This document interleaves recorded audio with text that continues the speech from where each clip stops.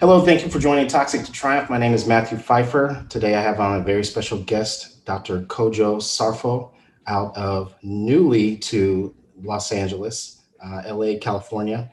And he is a psychiatrist who specializes, I know he specializes in ADHD because I wish he were my doctor, he were here in Dallas, but unfortunately he's a little bit too far from me and he's not licensed here.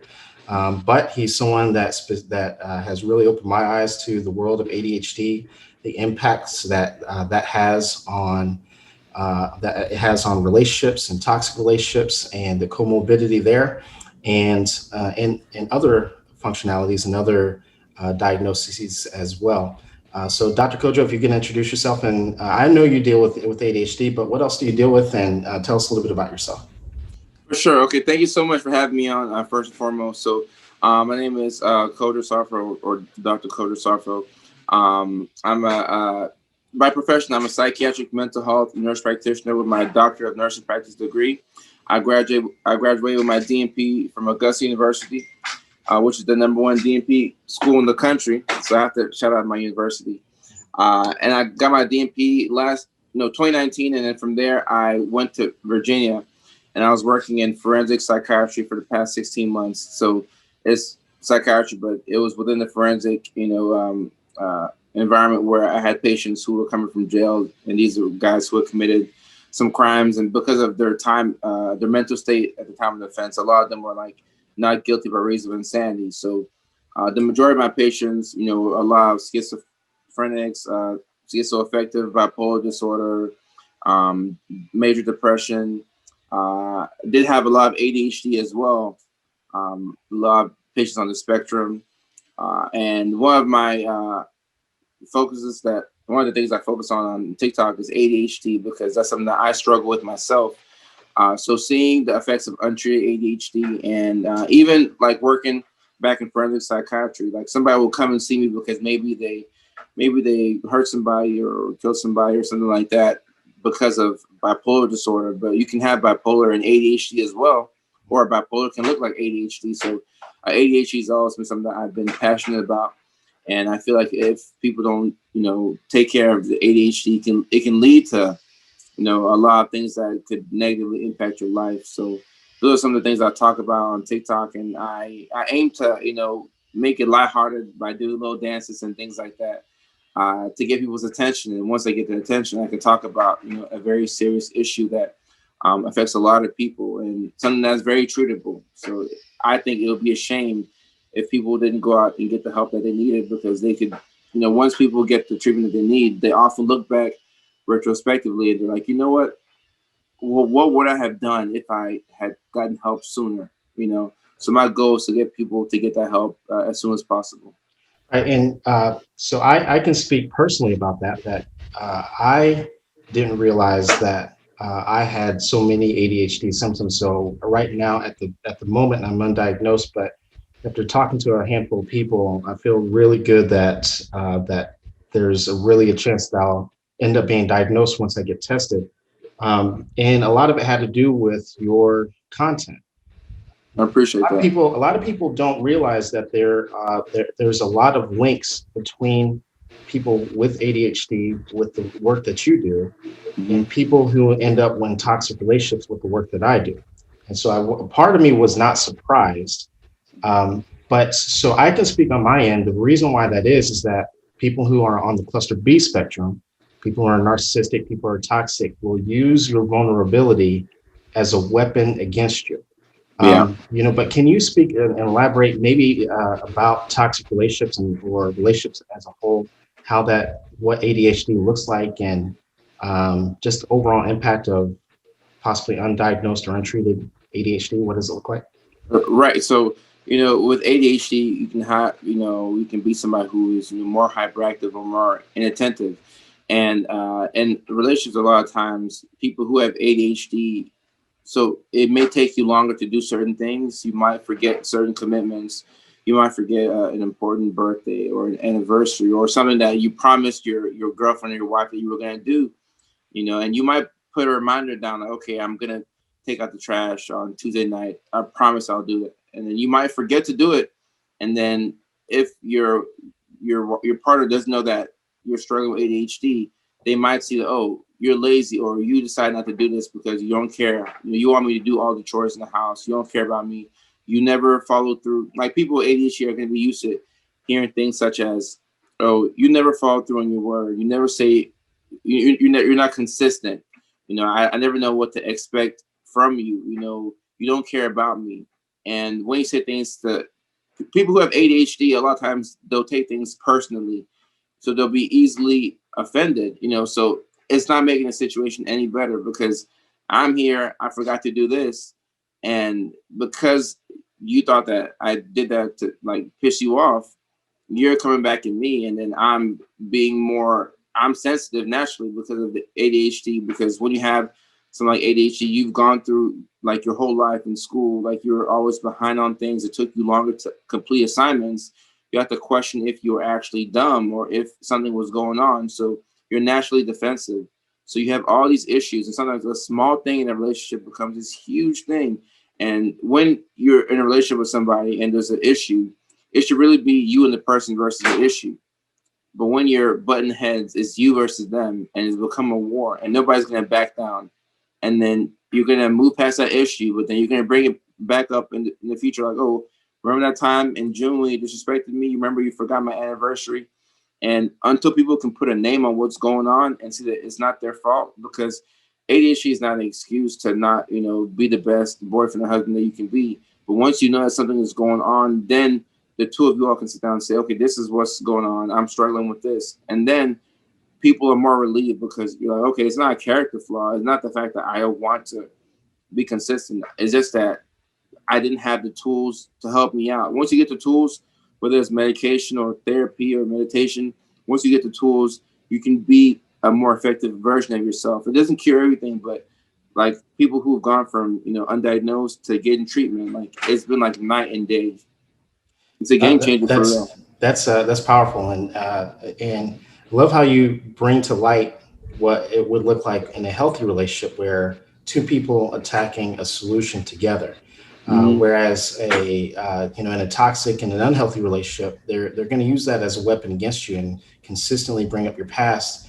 And a lot of people that I work with, you know, with narcissists, you already feel like you are the problem anyway Right. because of the codependency. Mm-hmm. And then when there's hints of truth there, that you did Yeah. forget that you did, and you don't realize that you have undiagnosed ADHD, Mm-hmm. it becomes a very scary like cycle, and you begin to spiral. And it actually makes the healing process a lot more lengthy as well. Yeah. Um, what type of when you diagnose or when you have this conversation with people, Mm-hmm. do you end up seeing like relief from them? Does it like what type of impact does it have when someone is officially diagnosed with something like that? Does it are they shocked, or is this like this makes more sense? A lot of times people are like, I knew it. They're like, oh, I knew it, but and it's subjective. Like, we go off of what people report. So somebody's not gonna walk in and say, oh, I've been dealing with this, and I've been dealing with depression, anxiety, because I can't get myself organized. You're not gonna hear that and say, I don't believe you. Like, you're gonna listen to them, and once you come up with a diagnosis and taking a full evaluation, a lot of times you'll hear them say, wow, like, I knew this was always going on. I just didn't know what to call it, like, but they've been knowing this for years and years.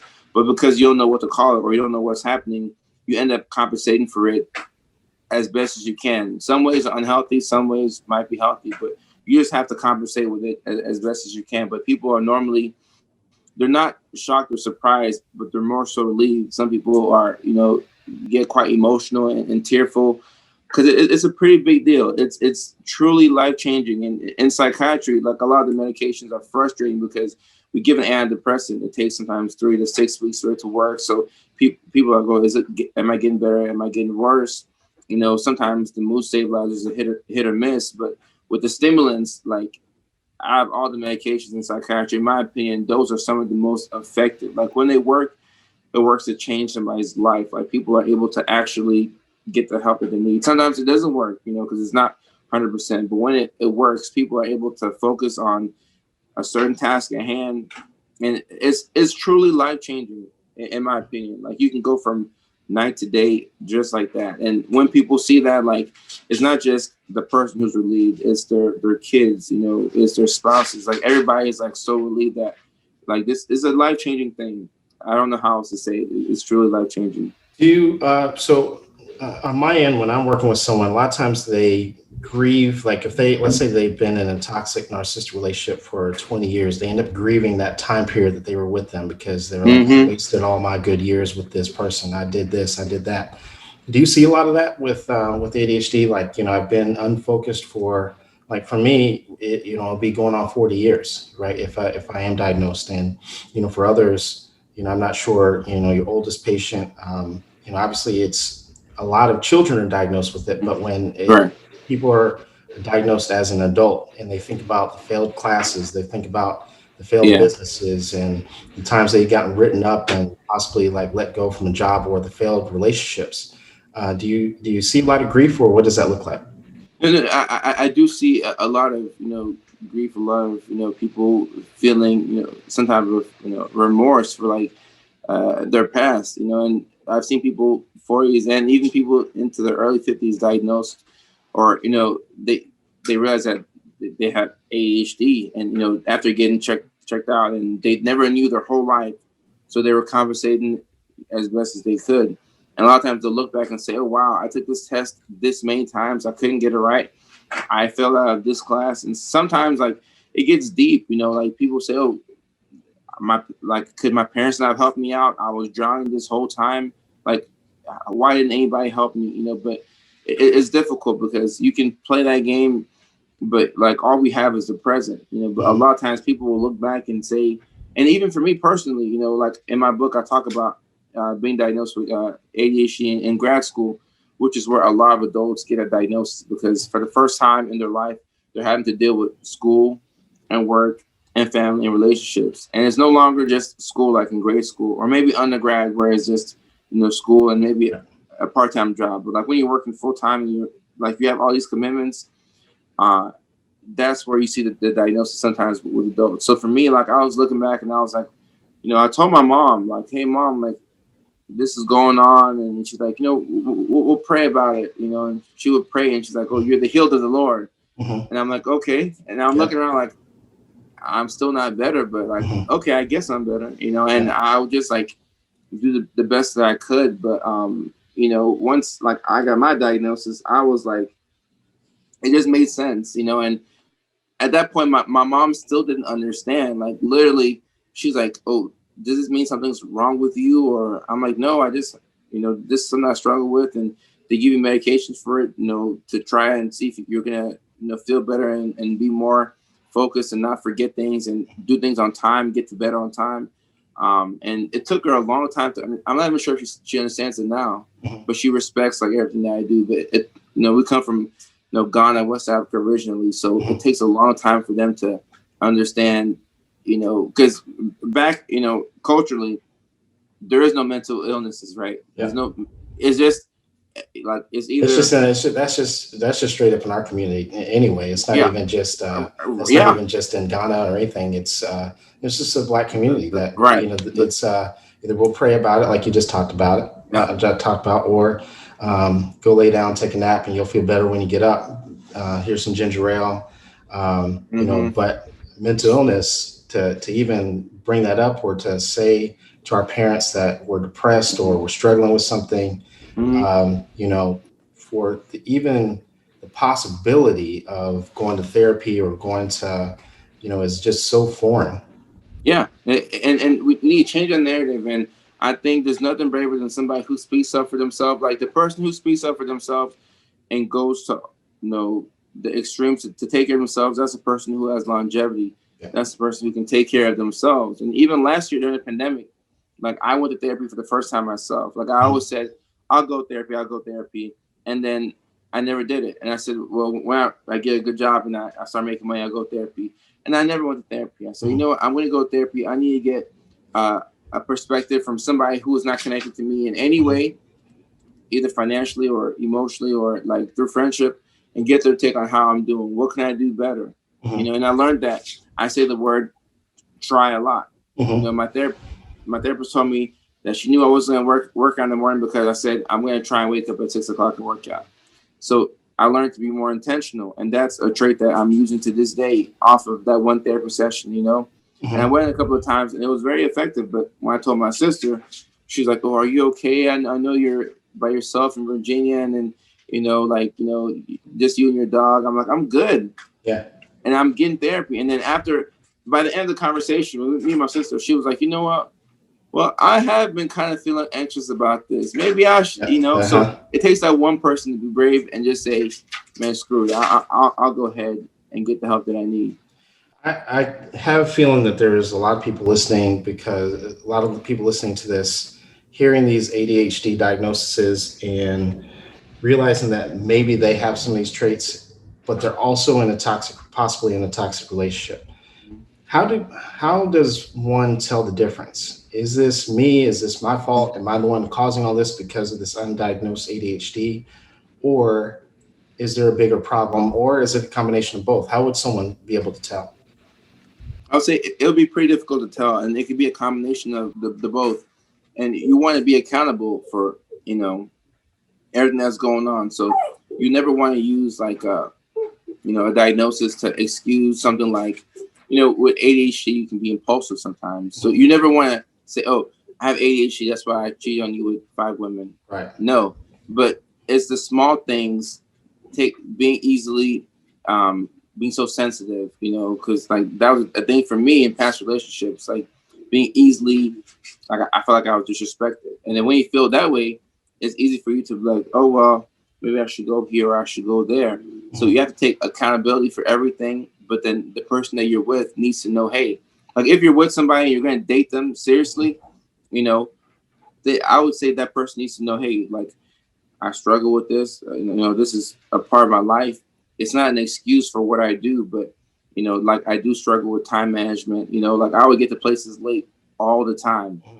Like anniversaries, like big things. I would get there, forget my wallet because I was in a hurry. Out there asking if they accept Apple Pay off my phone. Mm-hmm. So like I think I've done that twice this week. But it's this part of our life. So Yeah. and once like if you love somebody and you're with them and you're in a committed long-term relationship, whether it's marriage or just a long-term partnership, they need to know, because then they can help you out too. Like small reminders, they might say, "Hey, I know you have this meeting in the morning. Why don't you iron your stuff the day before? Why don't you put this in your car? Mm-hmm. Why don't you like?" You find ways to compensate. Like I'll leave like a book bag. I used to leave a book bag in my office Mm-hmm. that had everything that I needed. Mm-hmm. So I would get in, and then like before every day, like at work, because you would have admissions, discharges. If you don't call the pharmacy ahead of time, I'll be sending a patient home and they'll have no medications. I can't do that. That's unprofessional. Yeah. So I'll compensate for. I'll have like a to-do list like the day before, and I would just take care of things. And before you know it, like when I walk in the next day, everything's already done because I didn't have to think about it on the day of. So like when you do have the energy to organize yourself, you do these things. Or if you're in a relationship with somebody, you let them know, "Hey, I have this thing coming up and I'm not sure if I can manage this and that. So can you remind me to show up here?" Because if you tell somebody, "Hey, I kind of struggle with this," then they'll be more forgiving. But if you don't communicate and you're just showing up late, then it goes into, "Where were you last night?" Like you don't respect me. You don't care about our relationship. So speaking from personal experience, people with ADHD can zone out at times, Right. and that's a big one for me. Is I'll zone out, and what are you thinking about? You must be thinking about somebody else, and this, and all of a sudden it Right. starts spinning out of control. Right. But what would you say are some common misconceptions when it comes to ADHD? So I would say a lot of times people think that when you're like when people think of ADHD, they either think of like the really really hyper young kid who can't sit still, Mhm. or they think about somebody who's like completely zoned out. But the same way we have high functioning anxiety and high functioning depression, not diagnosis, but Yeah. in terms of a concept, you can have you can have combined ADHD. You can have symptoms of being impulsive or being inattentive, and some people compensate for it so well that you wouldn't know that they're struggling. So like people think that if you have ADHD that you can't be productive, Mm-hmm. which is a lie. There's a lot of people who have ADHD and they're extremely productive, and Mm-hmm. it would appear as if they don't have anything going on.